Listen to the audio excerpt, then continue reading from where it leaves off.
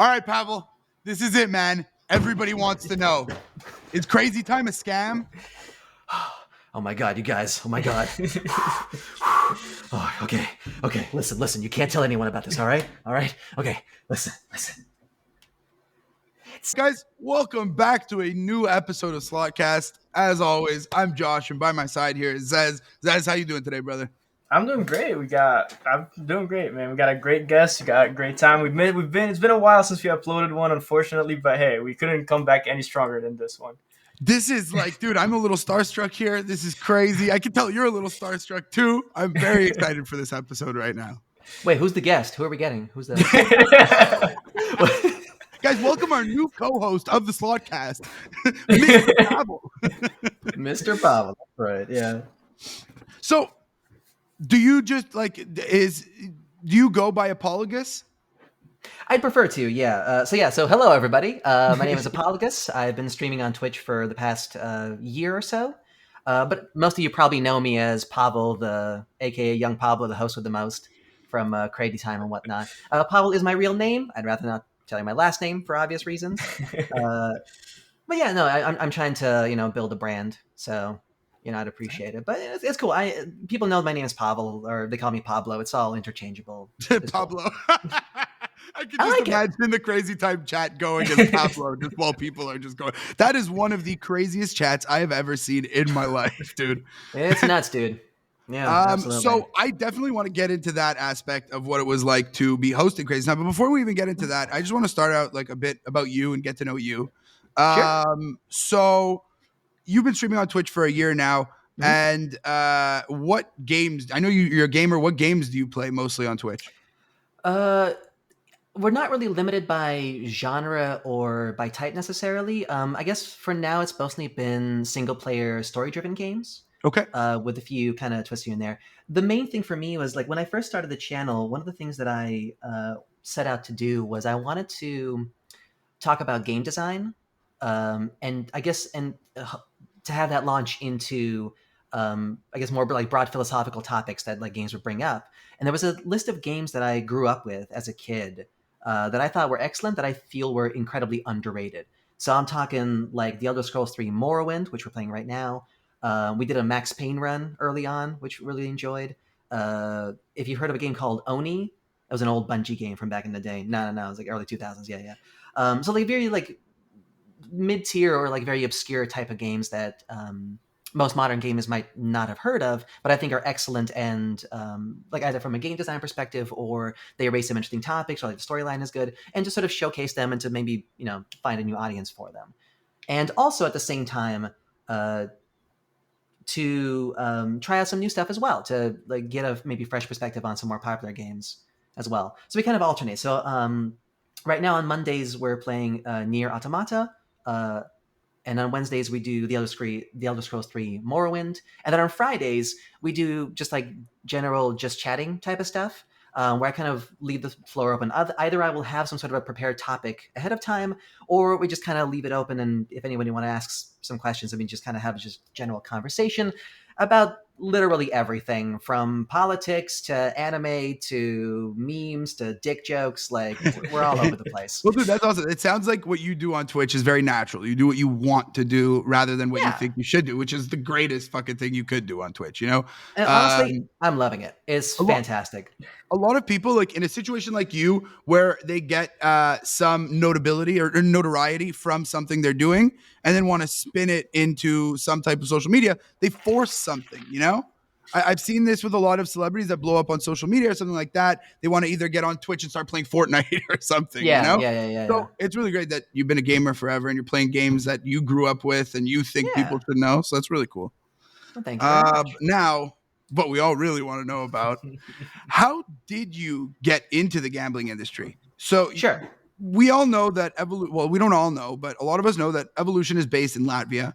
And as you said to us before we started the podcast, you're not even Latvian. So how did you even get to Latvia and figure out about the gambling industry? Prepare your mind to be blown, Mr. Josh. Here's the thing. Yeah, I mentioned to Zaz before. Actually, Evolution legally is not based in Latvia. It's actually based in Malta.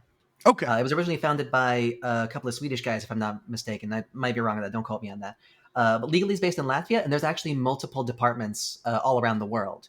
So the Riga branch is the biggest building for sure. It employs the most people, but there's also a location in Tbilisi in Georgia. There's one in Vilnius in Lithuania. There's actually like a small branch in New Jersey as well, and some like offices in Canada. It's a multinational kind of a corporation. Sorry, I forgot the question. What was No, that? no worries. Just in terms of like, Sorry. how did you like find out about it? Is it like a Oh yeah, yeah, thing? yeah. Is like getting Right. a job with Evolution? Like, I know Yeah. that there's certain companies here in my city where like it's a big company in the city. Mhm. It's something going on here, and it's just a good job for a lot of people to get. So is that what Evolution is in Latvia? Basically, yeah. For especially for what we call them game presenters, basically like dealers, game presenters and hosts. For a lot of them, these are 18 to 22-year olds straight out of high school, going into college and basically trying to either save up money for tuition or just to like have some disposable income. So for a lot of them, this is the very first job that they have.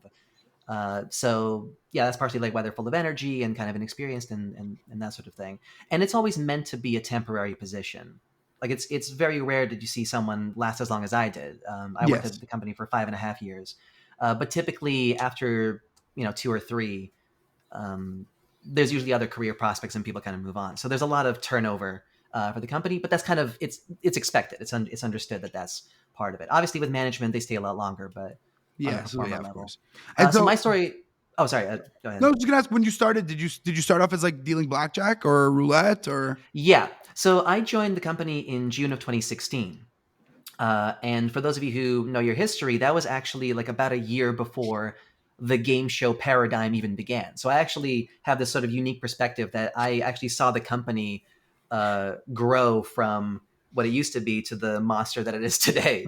Uh, but yeah, so when I joined in 2016, Evolution had only operated with basic casino games like blackjack, roulette, poker. I think there was like a couple of baccarats. Yeah, it was very like straightforward. And yeah, so I started on blackjack. That's how it normally goes. And for anyone who might be wondering, there is no prior experience or education necessary for this position. All they look for is fluency in English, good camera skills, and just general sort of nice charismatic behavior. They teach everything on site. I did like a 2-week training program. They taught me blackjack, roulette, and then just off I go, pretty much. So That's how it is. the blackjack is one thing that there's always been a lot of speculations online as to how everything works. Hmm. One main question I gotta ask: are the cards real cards? Well, I mean, they're made out of cardboard, if that's what you mean. I don't know. No, are they actual cards or are they like screens? Like people think that they're like green screened on with what the cards are. This is, dude, I'm telling you, Yeah? people out there are like, that goes a lot. Like I've seen it even in my chat. They're like, "Oh yeah, it's because the cards are green screen. That's why you're losing." I'm like, "What?" I have never heard that one before. Imagine the processing power necessary to craft CG. Oh, Jesus, man. No, they are definitely real cards. I have touched them with my own grubby fingers. okay. They would fly out of my hands because I didn't place them right. I promise you they're real. I've definitely seen them fly around. I've definitely Oh yeah, yeah, seen yeah. that. Honestly, like I was so glad that I moved on to game shows early on because I would have butterfingers. Seriously, cards like I would just try to deal as quickly as possible. They would just fly out of my hands all the time. So I was so Uh, glad not to have to deal with cards anymore. is there like skill level or like seniority required to move up in like table bet sizes? Like will newer dealers work the lower bets? Okay, you No, work anywhere. the only sort of the only sort of like hierarchy I guess you'd have is in different teams.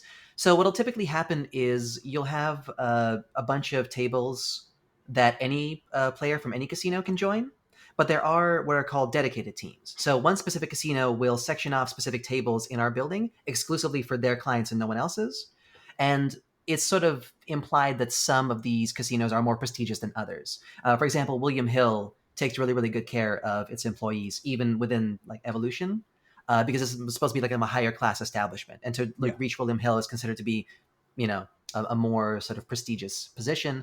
I think that also includes a raise, if I'm not mistaken, but again, don't quote me on that.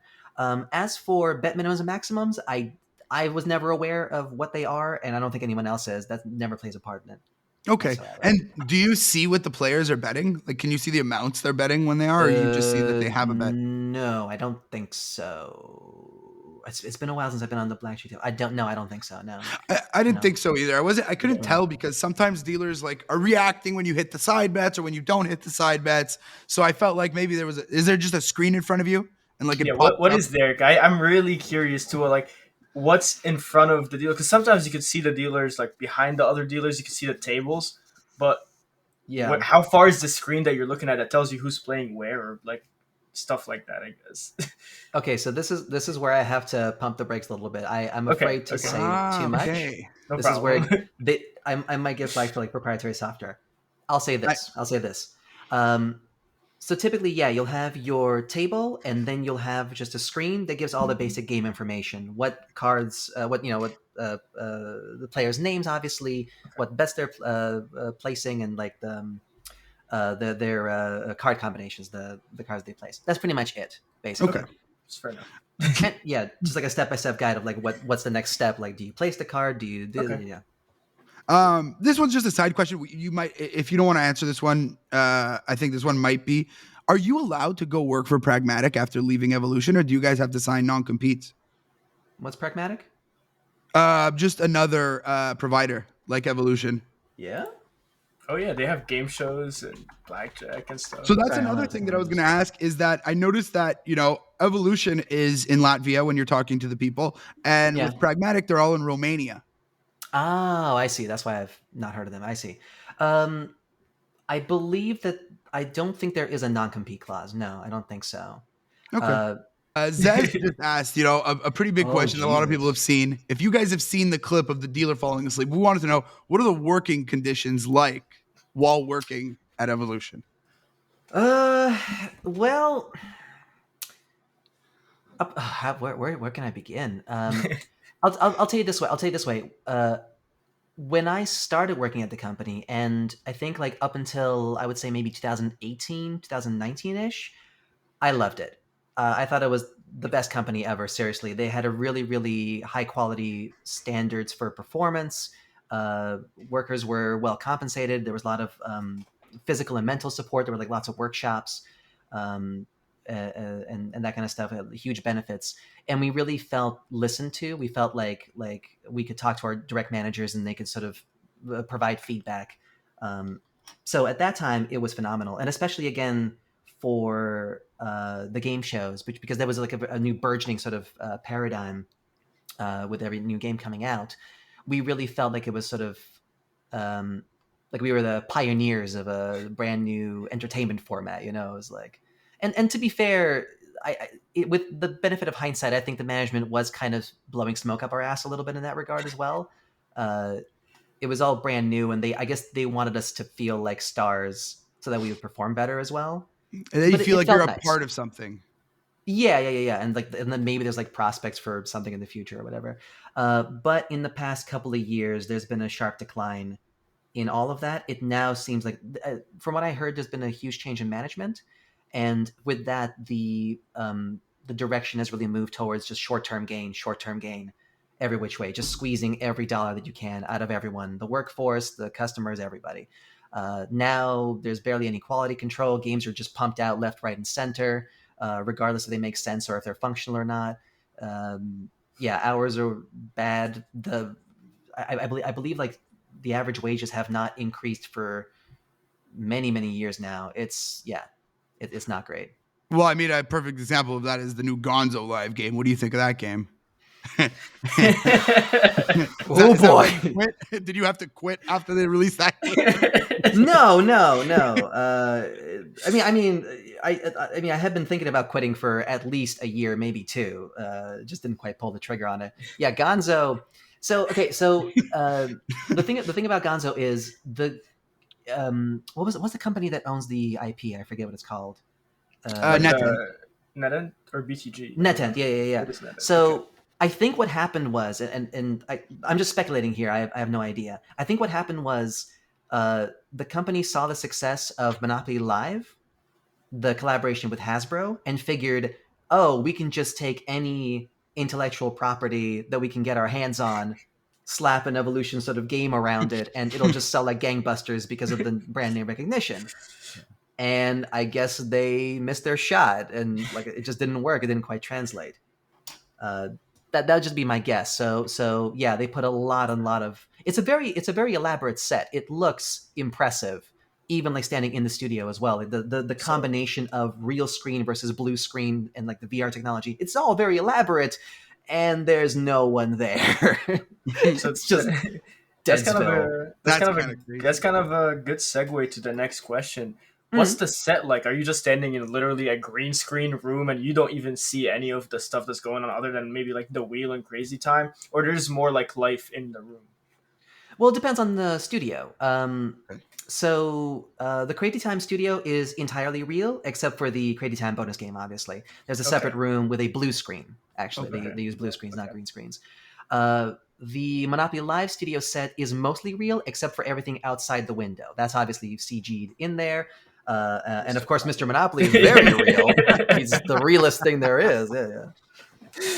Obviously, yeah, he's superimposed. And I remember, like, especially early on, we had very strict rules about engaging with Mr. Monopoly in the sense that, like, obviously we couldn't step anywhere near that area of his chair because obviously his body would then be superimposed on our body on the screen, right? Like, we didn't want to break the immersion. There's a bunch of rules. And that's pretty much it. Yeah, with Gonzo again, like the structure, like where the of the actual board. Yeah, the actual board, 100% real. That's the thing. That's really? one giant board over there. Oh, sure. Very cool. It's everything around it is blue screened, and it's actually quite remarkable how they managed to color correct the CG environments in the background to perfectly align with the screen in front.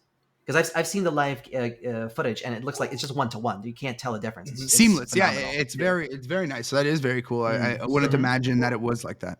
So on set, is there like a lot of people other than obviously the host? Is there like a producer, like a bunch of people running around, or is it just really? Wow, baby. Just it's you just and one the person chat in the entire thing. Yep. Oh wow. Okay, so that's actually another question. Have you ever seen people that have trouble dealing with the chat? Because it gets real toxic there, and people say some really terrible things. Okay, so you've seen. Do you have any stories or any examples? Let's get my fucking list. Let's go. 5 hours later. No. It's actually it's a huge thing. Listen, it could be a whole podcast onto itself. But I'll briefly say this.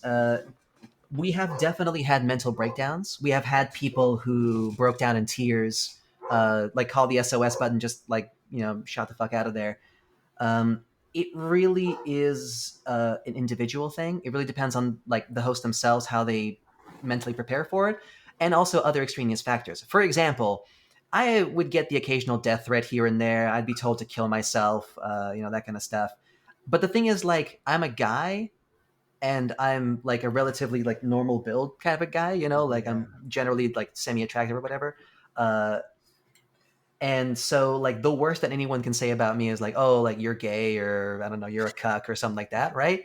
Yeah. Any kind of bad experience I might have on the chat goes like triple for the ladies. Because let's be honest, the casino industry, the space, it's mostly young men, and they tend to have a, let's say, less than favorable view of women.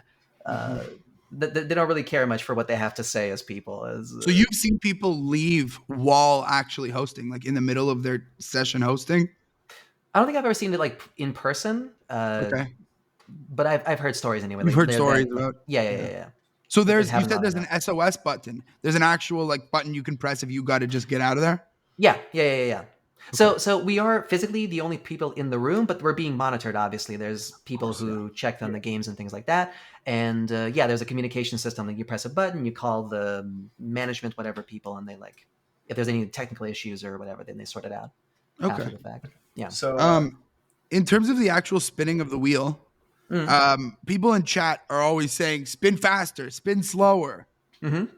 Is there a speed you guys are supposed to spin to maybe not break something, or do they let you know when to let go of the spinning, or is it all up to the host?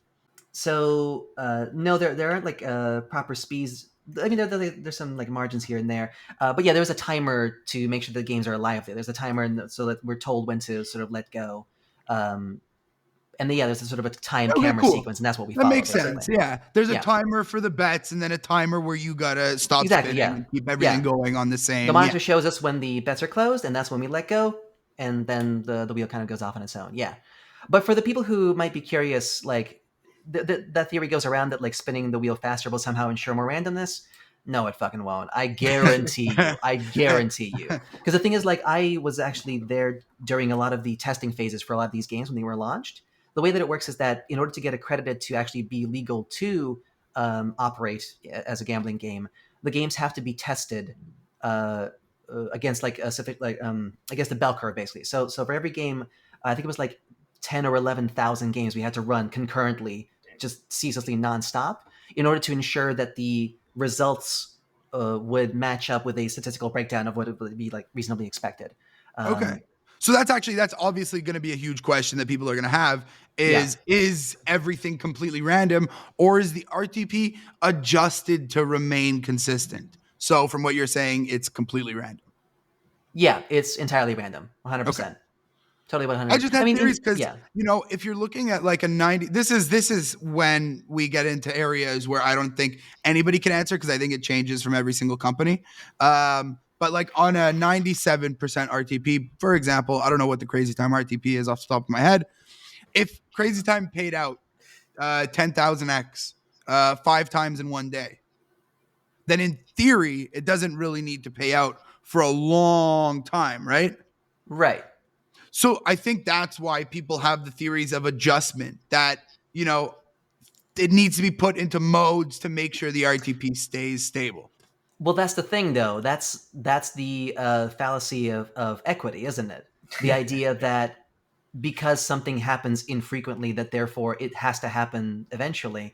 Randomness doesn't work like that, I'm afraid. Mm-hmm. This is one of the things that I've learned partially through working at this company over the years, is the tendency of the human brain to try to find patterns in otherwise completely patternless systems. Randomness has no obligation to make sense to anyone, and it doesn't. And that's the thing. It is possible to get 10 fucking crazy times in a row or whatever, and then like 10 more a couple hours after that. In theory, anything is possible, right?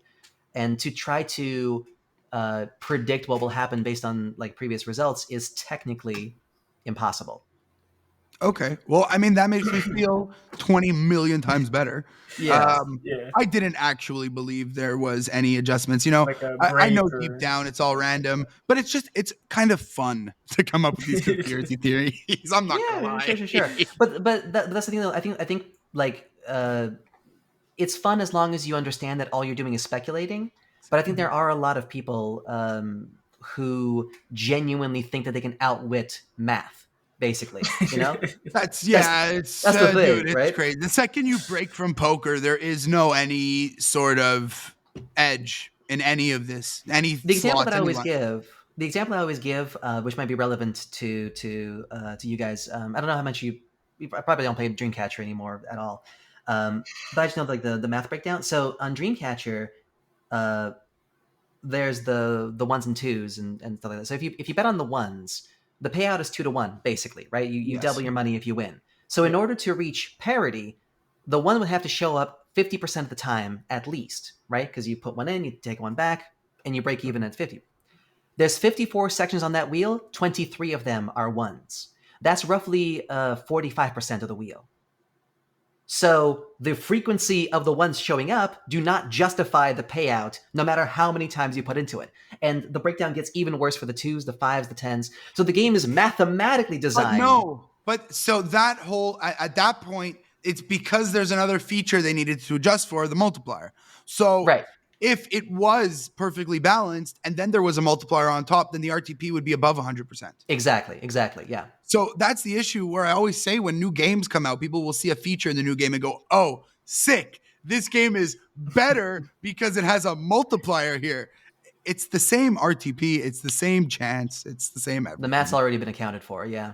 I think, like, honestly, I mean, I wouldn't recommend trying to gamble for profit. Obviously, that's not a good idea. But if you do want to minimize risk, then it's best to choose games that have the smallest number of randomized factors. So Crazy Time is super fun to play, but the problem with trying to make profit on it is that there's so many things that are variable, right? Whether or not you're going to get a bonus game, if you do, what the multipliers will be, which one result will it land on. There's so many like layers of obfuscation there that it becomes impossible to predict.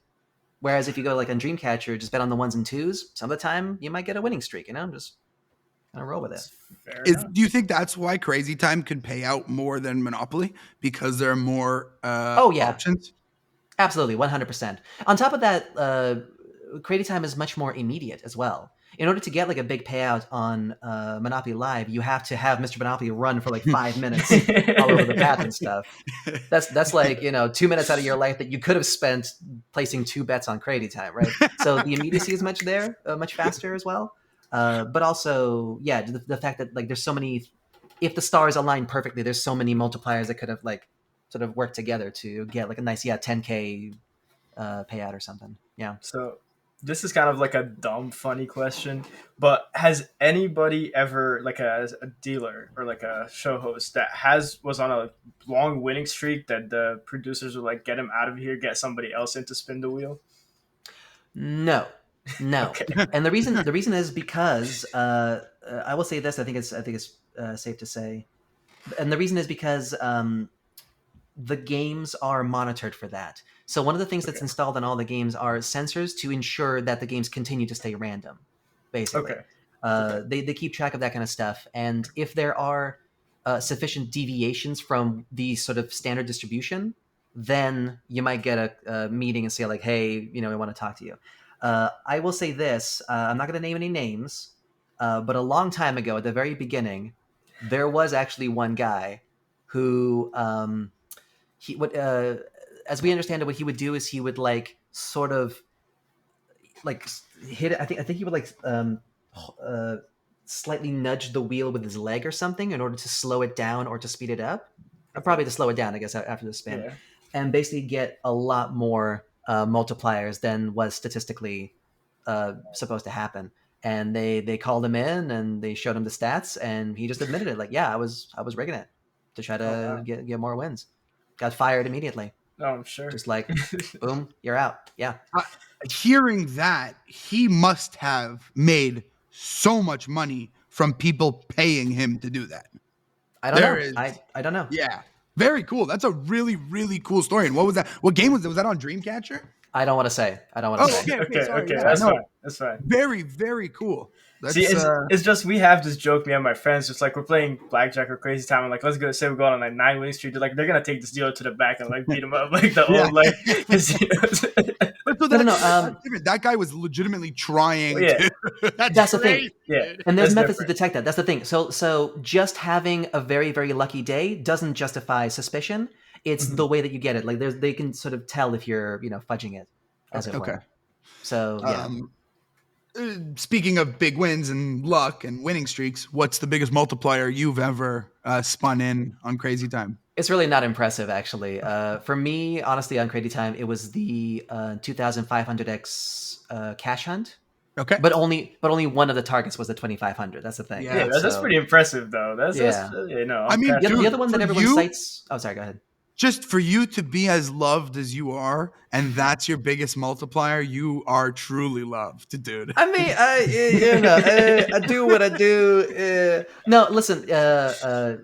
Honestly, I think I got really, really lucky in a lot of regard. A lot of factors kind of contributed. So one thing is obviously English fluency, American accent. English is my main language, so being able to navigate my way through language like that certainly helped. Also, I grew up on the internet, so I know my memes. And, the casino industry loves their memes. So I managed to connect with a lot of people on that front. And that's the edge that I kind of have or had over a lot of my colleagues, is that they weren't quite in the internet sphere the way that I was. And I was able to sort of tap into, especially like American meme trends. And Did you feel a difference in response when you were working after Rothstein discovered he loved you?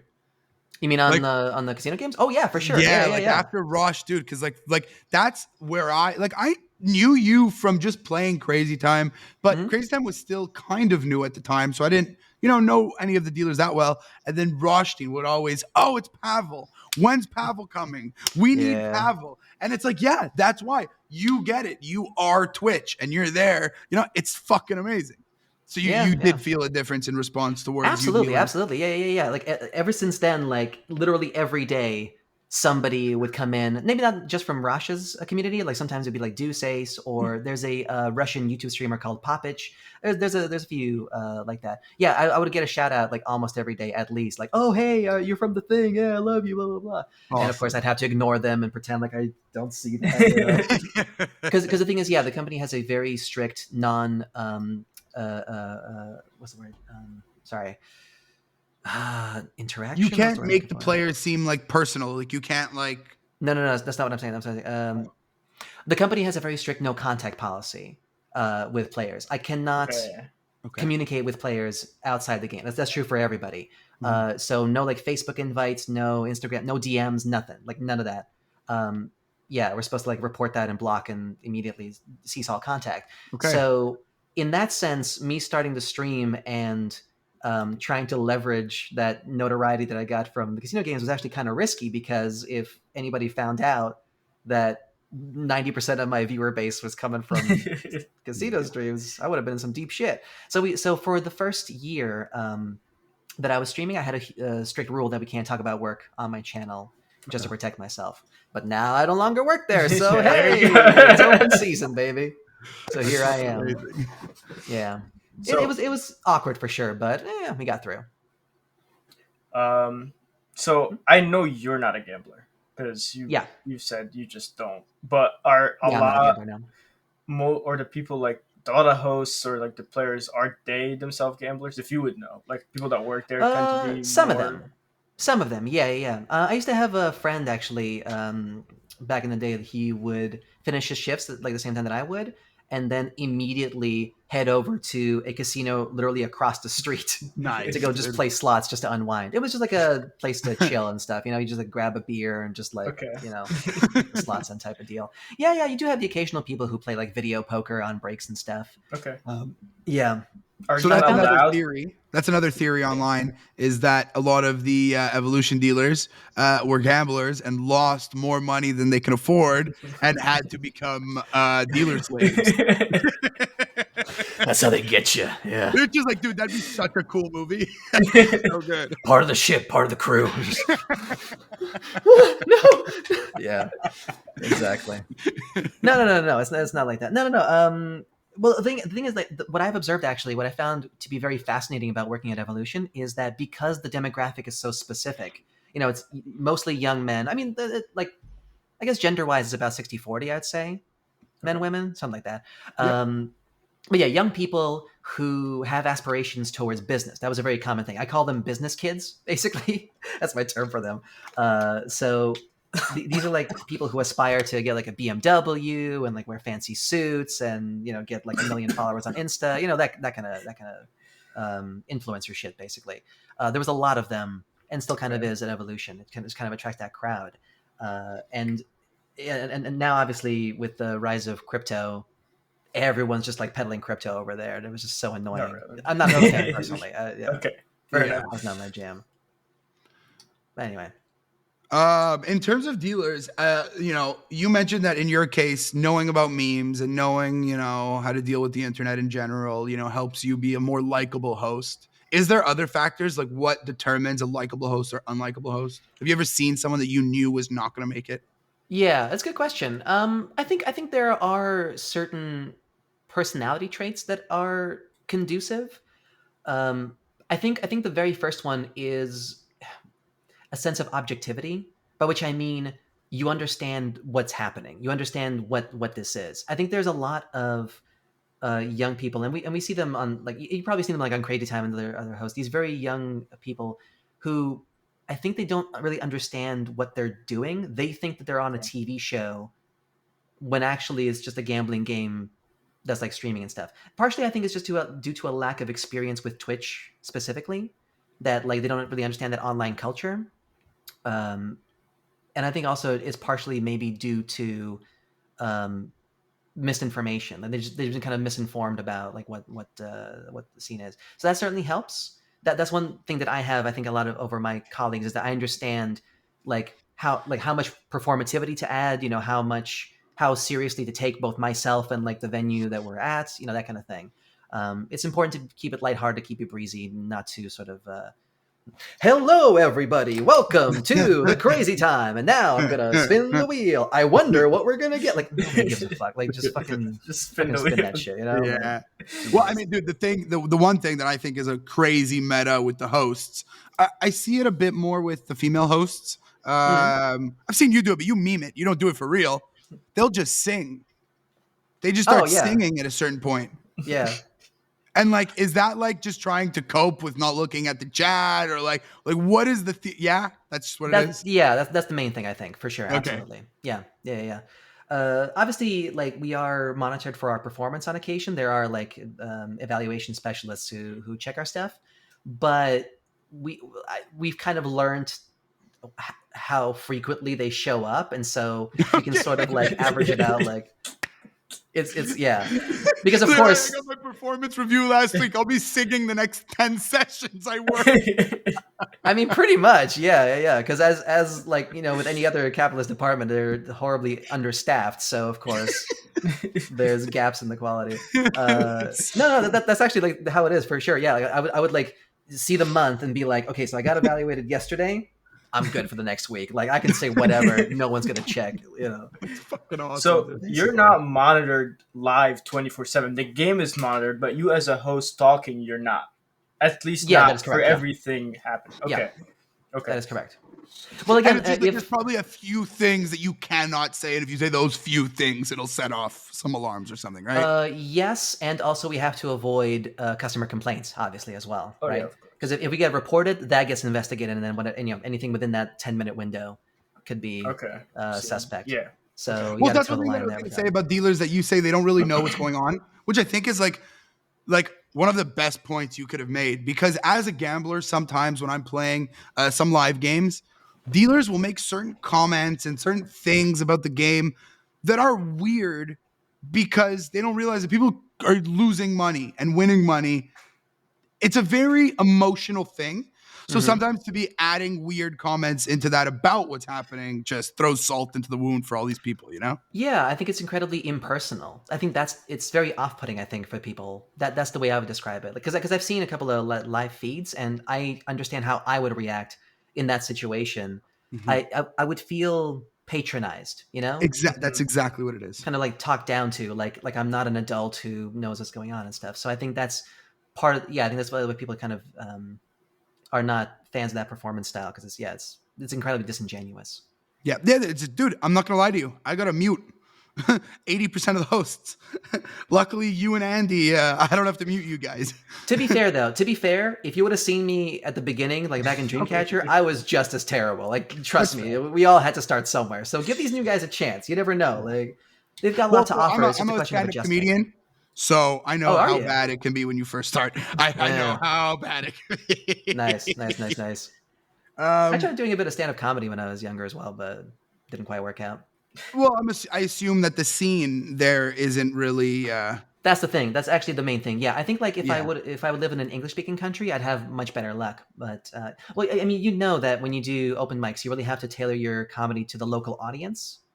And all of my jokes are very like Americentric, it's okay. It kind of goes over people's heads usually. Well, hey man, if you're ever coming to Canada, you're gonna be in Montreal. I'm opening a comedy club, so come by. That sounds lovely. Yeah, I've always wanted to visit Canada, actually. Yeah, so sick, dude. Yeah, dude. Seriously, I'm opening a club. We're opening in April. That's actually why I was I wasn't able to rush over here right away today. I was doing some shit at the club, but yeah. All right. Sidebar. We'll get that out of here. Okay. Sure. So I don't know if you would like to answer or talk about this, but why'd you leave? Evolution. I can say it. It's okay. Fine. So, so like I said, there's a number of factors involved here. One of them also is that for a year and a half, I actually wasn't a host. I was a manager. I was actually in charge of the game show teams for a year and a half. This was partially due to there was an opening that the then manager was like leaving to a different department, and they had position open. And typically what they do is they hire from other managers, but because these games were so new, or rather it was just Dreamcatcher at the time, the company thought that maybe somebody who understands the games more intimately would be a better fit, and so they offered me the position. And having zero prior management experience beforehand, I thought, why not give it a try? Maybe I'll like it. Maybe I can move my step in the ranks. Because remember, at that time, this was a brand new company, and I was excited, and there were prospects, and I thought, oh yeah, I'm going to work my way up the corporate ladder and be the big cool guy. That didn't quite work out that way. There's a number of factors. I don't want to go into like too much detail, but let's just say the position was heavily misadvertised to me. It was presented as one thing, and it turned out to be mostly just like filing reports and being told what to do. You know how middle management is. You don't really get to make the decisions; you just have to execute them, right? Grunt and work. It was hell for me. It was absolute hell. I hated every second of it. Like, yeah. So I was just trying to get the heck out of there. So after a year and a half, they finally let me go, and I went back to being a host again. But by that point, the company's attention had already moved towards just short-term gain and just pissing away all the goodwill that they've generated for the past 5 or so years. And so like especially towards the last couple of years, it was just misery coming into work every day. The main thing, honestly, was that I'm a very creative person. I'd like to think that like I'm a good entertainer. I'd like to think I've got some skills, and I like to challenge myself creatively. I like to try new things and new projects. And the problem with that kind of a job, even under the best of circumstances, even in the best working conditions, it's the same thing every day. Literally, like day after day, it does not change. The comments don't change. The game doesn't change. The commentary doesn't change. Nothing changes. It really feels like operating a very elaborate carnival ride, at like a theme park. You just like snub tickets, you seat people on their way, and like they're having the fun and you're just stuck here just, manning the booth, basically. Fair enough. So yeah, it was just misery from that front, and there was no career prospects. There was no room for growth or So yeah, that's what it is. I was gonna ask, like, is it a good job with good benefits, whatever? So from what you're saying, there is a ceiling, and that's why it's a better job. Like you said, for people coming out of high school or whatever, because it was bad for me specifically. Yeah. But that's because I wasn't really a fan of any of the other departments. No. They definitely they promote the idea of game presenters and hosts eventually moving up to other positions, like to management or to marketing or anywhere else. Like that's totally, if there's a spot open, you're definitely feel free to apply, and they encourage that for sure. I just couldn't gel with the corporate culture personally. But there's lots of people who have moved on for sure. Like lots of the former hosts and stuff are now like managers or whatever. Oh, cool. They're up in the corporate ladder, and they seem to be enjoying it. Okay. Well, I mean, as an entertainer, that's not really the kind of shit that entertainers want to do. It's Exactly. Yeah. So you're saying that it started going downhill after 2019. So would you say the crypto casino market kind of ruined it for you guys? I don't know what the contributing factor was. It certainly didn't help. I'll tell you that for a fact. It certainly, I'll put it this way. I don't. Again, I wasn't there when they were making all the big decisions. I just saw sort of the residual after effects. My guess, honestly, I think that this was inevitable. I don't know about you guys, but I'm not that big a fan of capitalism in general. And like I've been reading a lot of it, especially like in the past couple of years. I've been on kind of I guess red pilled on socialism a lot, watching a lot of like bread tubers. And the thing that like I think is very, very true for evolution, we're hitting that late stage because under a capitalist model, a company is expected to maintain exponential growth constantly. Yes. At some point, the company becomes unable to plan for that in the future by creating high quality products because it's too busy trying to expand in the short term. Yeah. And that's what we're basically seeing right now, I think, is that the company is now focused entirely on just pushing product out there without considering the long-term reputational cost of what that means, right? And these are very subtle things, but like even the fact that we're seeing a lot more frequently videos of dealers like collapsing or being miserable or just like, hey, welcome to the game, la, la, la. Like in the short term that might not seem to matter all that much, but in the long term it does, I think, impact the reputation of the company and the culture. So like I said, like I genuinely think like evolution is a sinking ship. I really do. And so I'm one of the rats who I think got out early, but we'll see. Who knows? I could be super wrong. I've been wrong before about these things. Do you think that most of the players on Evolution are coming from Twitch?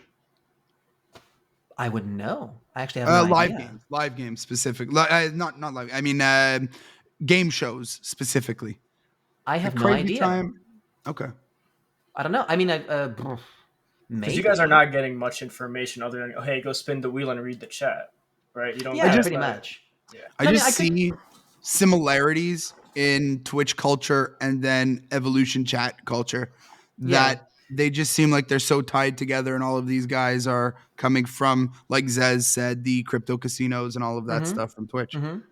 No, it's very possible for sure. And I definitely I could find out if I was curious about it. I just never looked into it personally, but Okay. yeah, it makes sense. And I think you're absolutely right that the formats are so similar. In fact, actually, part of the reason why I was so confident about starting streaming, because I've been thinking about it for a while, but I only got the courage to do it like in the past year because I felt like I've gained enough skills working the games, because the format is so similar, right? You work the game, you talk to chat, learn the multitask and stuff. So I was like, it's pretty much the exact same thing. So why not do it on my own terms? Exactly. Benefit from it yourself rather than benefiting another company. That certainly helps too. Yeah. 100%, man. Well, so now we need this for the intro clip. Okay. Okay. All right, Pavel, this is it, man. Everybody wants to know. Is Crazy Time a scam? Oh my God, you guys. Oh my God. Oh, okay. Listen. You can't tell anyone about this, all right? Okay. Listen. 0% scam. There's no You scam. heard it. 0% scam. No, it makes sense, dude. From everything you explained about how the wheel works, and it's all random. Gamblers There's no will always need to. believe. That's the thing. Yep. That's like the bottom line. I keep trying to explain to people. That was the most frustrating thing. That actually was genuinely the most frustrating thing about the whole experience. It's just the complete refusal to look at logic and just drive on emotion. I tried to explain to people, there's no need to rig the game. It's already mathematically designed that the longer you play, the more you lose. No, it has to be this. It has to be that. It's like, I think it's part of the fact that the amount of times you see the flapper go right after Crazy Time and stop at that one is just, I get why they're saying that, but I know it's true. I know it's all mathematically. That's how, I mean, it's a game. Well, it's designed for me to lose. Are you familiar with confirmation bias? Yeah. I think that's what it is. I genuinely, because like if you count actually the number of times that the wheel stops between like a 1 and a 2, nobody gives a shit about that. Yeah, of course. They only remember the times when it's like near the Crazy Time because that's significant. But I can promise you, if you actually look at the statistical breakdown, those things happen a lot less frequently. The way I see it, Evolution has the rights to run these games and connect with casinos, and that makes them a probably billion-dollar company. And even making 10% more because they rigged the games is not worth losing those licenses. Absolutely. It's just And at the same time, everyone listening has to realize this: Evolution doesn't make off of winners or losers; they make off of the bets made. It doesn't matter if people are winning or losing; the casinos make there, so there's no correlation. So don't blame the casinos. Don't blame Evolution. Blame the casinos. Listen, you're gonna gamble. You're gonna lose, fuckers. Okay, what it is. Well, yeah. I mean, the important thing is like I definitely understand the appeal, and I definitely understand why people like enjoy it. It's meant to be an entertainment product first and foremost, and that's the way you have to approach for it. If you're coming into gambling thinking like you're gonna make a profit, you're gonna have a bad time, 100%. Especially like the longer you do it, you got to set limits. You got to play for the funsies. The way that I always recommend to anyone that I talk to is set a loss limit. That's the thing. And to be fair, I'm not a gambler, so take everything I say with a huge heapful of salt. But if I were to be a gambler, what I would do is I would set a loss limit. So I'm thinking like ballpark, like let's say 500 euros, right? So no matter how much I'm winning, if my cumulative wins for that day are reach 500 euros, I just stop playing entirely. Because that way, the worst possible thing that can happen that day is I lose 500 euros. No more. Yes. Maybe I can break even. Maybe I win some. But at the very least, the worst that can happen is that. And that way, you mitigate your losses. Yeah, it takes some discipline. Obviously, I understand, and maybe kind of counterintuitive to you be on a hot winning streak and then you have to quit, but that's how you keep your winnings. Yep. That's how it is.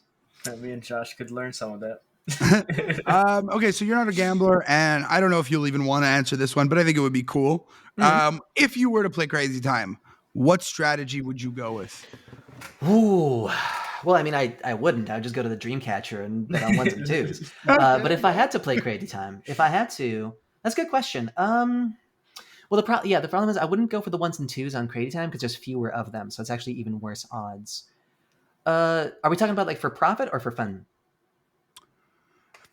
Let's go for both. Let's go for profit Okay. first and then for fun. Okay, for profit, I honestly think that it makes sense to hedge your bets on all of the bonus games, just because there's just so much variability there. Even if statistically the odds are super low, the fact that so many different systems can contribute towards a big win mean that you really have to sort of hedge your bets every which way and just kind of hope that you get like a big payout, because you never know. It could be like a big 50x top slot multiplier on pachinko, and the next thing you know, you're dropping the puck. It's like, right?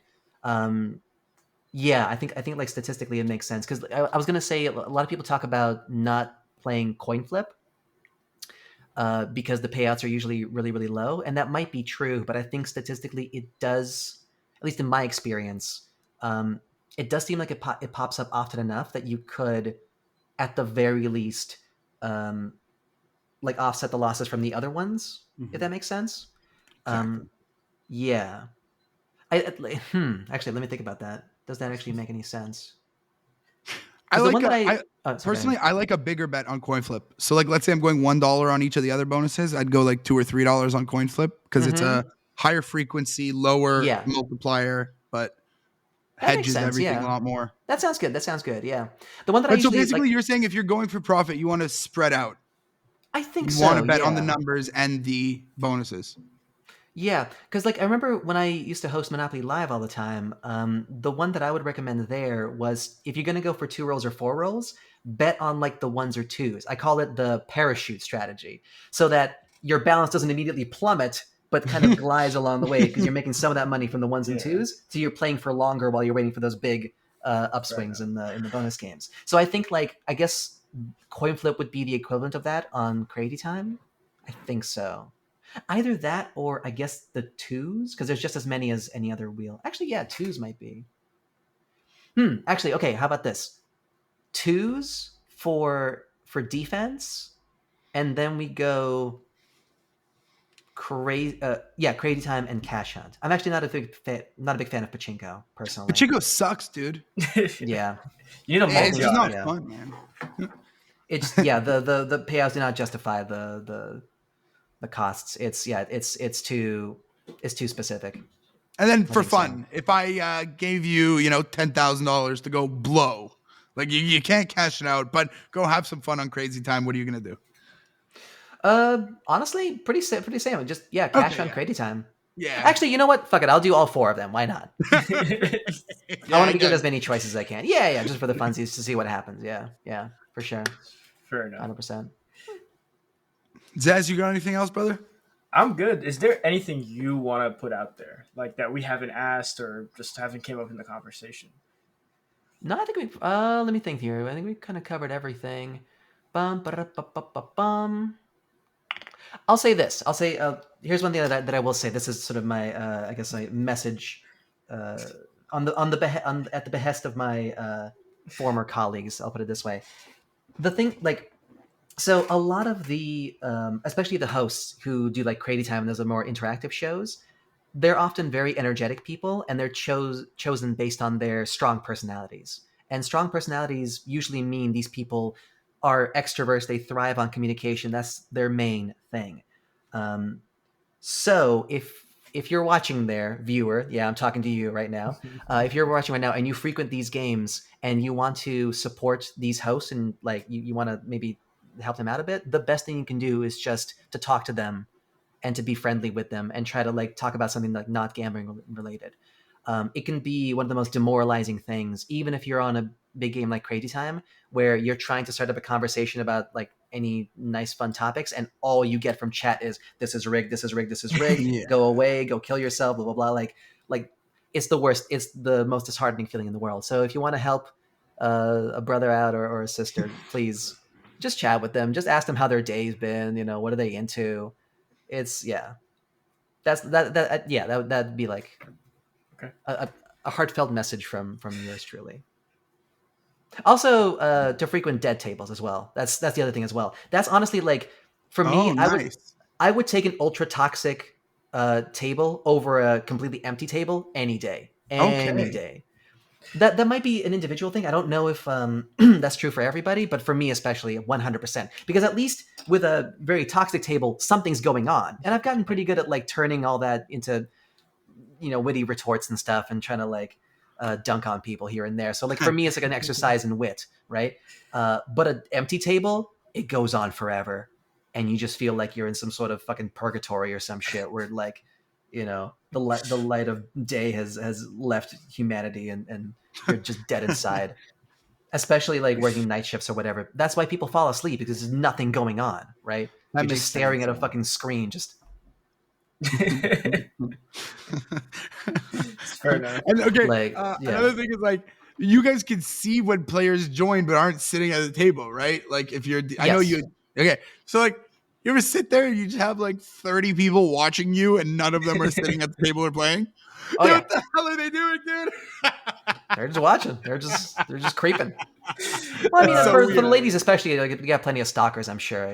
Just Yeah, that makes people sense. simping and stuff. That yeah. Yeah. I think simping is the nicest thing to describe what they could be doing. Yeah, for sure. Really. No. We've had some pretty fucked up shit. Let me tell you. There's been some threats of bodily harm of different types. It's God. not great. Well, Pavel, dude, it was a fucking honor, man. Mm-hmm. It was. Yeah, coming on. My pleasure to be here. Thanks so much for having me. I really appreciate it. Yeah. Of course. Dude, and then guys, we will share all of the links down below. Please go check out his channel, follow him, support him everywhere. He did this for us. He gave all of his information for you guys to hear it. Okay, so go show him some love. Drop some Eps. Drop some Zez midgets in his chat. Just fucking blow the shit out, dude. Let's do it. I don't do gambling content, but on Fridays we talk about anything. So like if you want to come on and like ask me some stuff, I'd be happy to answer any questions you might have. Awesome. Yeah, if we missed any questions that you guys want to know, go drop by his channel on a Friday and ask him yourself. Although I think this Friday we're going to be doing Jackbox, but we'll see. I don't know. Okay. We'll start it out. It'll come up. All right. But yeah, thanks for having me. I really appreciate it. All right. And we'll see you guys next episode.